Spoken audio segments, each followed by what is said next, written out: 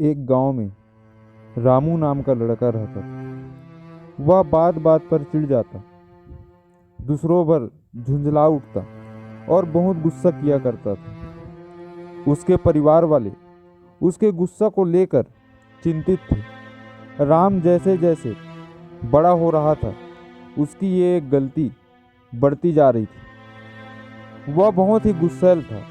छोटी छोटी बात पर अपना आपा खो बैठता और लोगों को भला बुरा कह देता।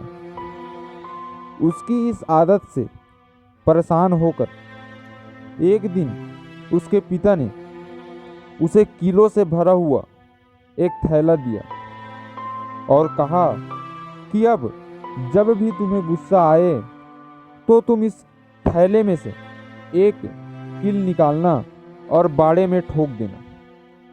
पहले दिन उस लड़के ने 40 बार गुस्सा किया और इतनी ही कीलें बाड़े में ठोक दी। धीरे धीरे कीलों की संख्या घटने लगी।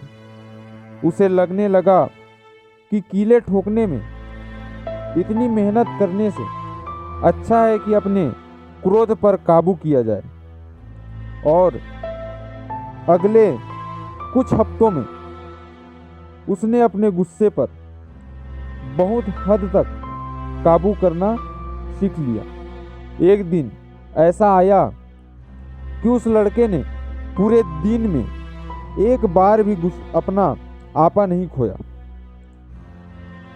जब उसने यह बात अपने पिता को बताया तो उन्होंने उसे एक फिर काम दे दिया।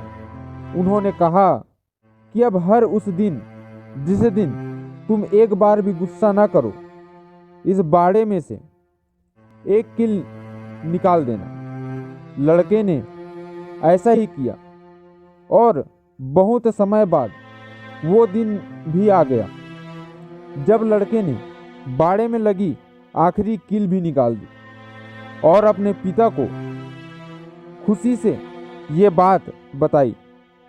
तब पिताजी उसका हाथ पकड़कर उस बाड़े के पास ले गए और बोले, बेटे, तुमने बहुत अच्छा काम किया, लेकिन क्या तुम इस बाड़े में हुए छेदों को देख पा रहे हो? अब वो बाड़ा कभी भी वैसा नहीं बन सकता जैसा वो पहले था।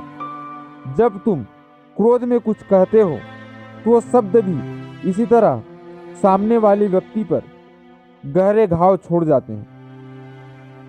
इसलिए अगली बार अपना आपा खोने से पहले आप भी ये जरूर सोच लेना कि ये सामने वाले पर कितना गहरा घाव छोड़ सकता है। हो सकता है कि आप उस समय